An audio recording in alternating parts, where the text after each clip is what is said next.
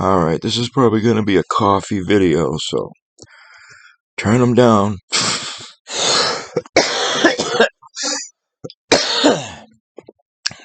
My most chatty in the morning. Also my most coffee. I had this idea that I was going to touch on later.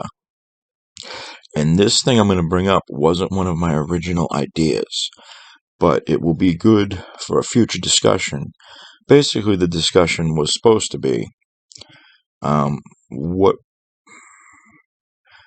constitutional amendments or blah blah blah policies, I don't know, whatever, we must come up with before this country falls apart, so that we will have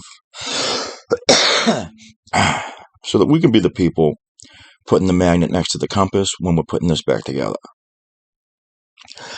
I'm not going to get into my other ones right now. I just thought of one pertaining to something pertinent. These other ideas I have aren't pertinent to things that are being discussed. I don't recall. But this actually pertains to Ukraine. And also, I hope any of you that are involving yourselves in politics, I wish you'd start pushing the people that you're voting for to take an opinion on things like this. So, here we go. This is my theory on this. Inside of my own heart, I believe that we should not stick our noses in anything outside of our territory. Meaning, someone attacks the United States, well, that's a problem. Someone attacks Puerto Rico, that's a problem. You see what I'm saying? What is it we got to? I think Guam, and it's some stuff in the Virgin Islands. Okay, all that stuff is under the aegis of our protection. The Ukraine isn't. I know I tried to make the point in the video last night, but I don't give a fuck if the Russians go door to door and tomahawk people to death. And I don't give a fuck vice versa. But there are people who will, even when we're coming back up from a disaster. So this is my hard line with sending my money and my neighbors to a foreign country to die. I would always vote against any kind of military intervention in a nation that doesn't allow its people to own guns.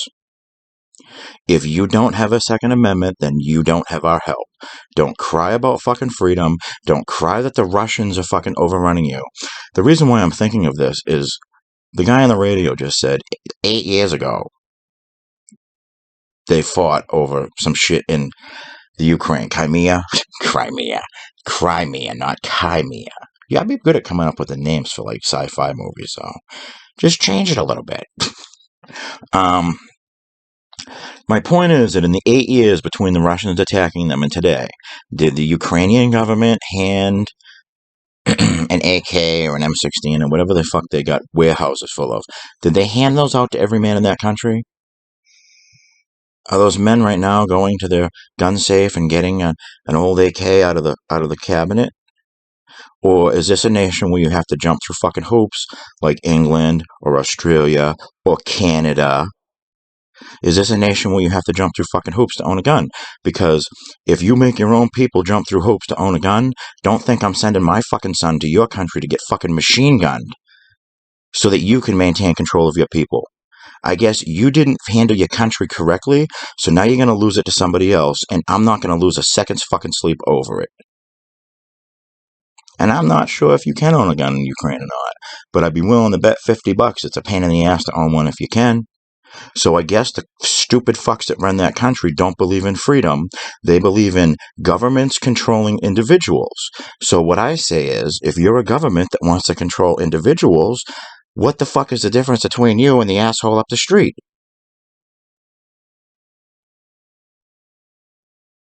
I'll tell you right now, if you live in a fucking place in this country and war comes to your part of the country, if you live someplace where they don't want you owning guns, well, they're not your friend. I'm sure as fuck wouldn't fight for Massachusetts. Are you kidding me?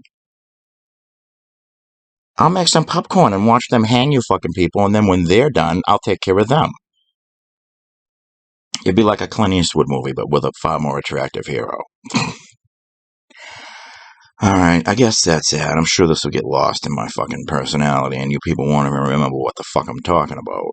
But yes, We don't help countries that don't have freedom. We don't help countries that have half-ass freedom. We don't help countries that will spit in our fucking face. We certainly don't help countries that will spit in the face of our citizens. And we certainly don't send $10 million to Pakistan for stupid fucking bullshit. Fuck you all.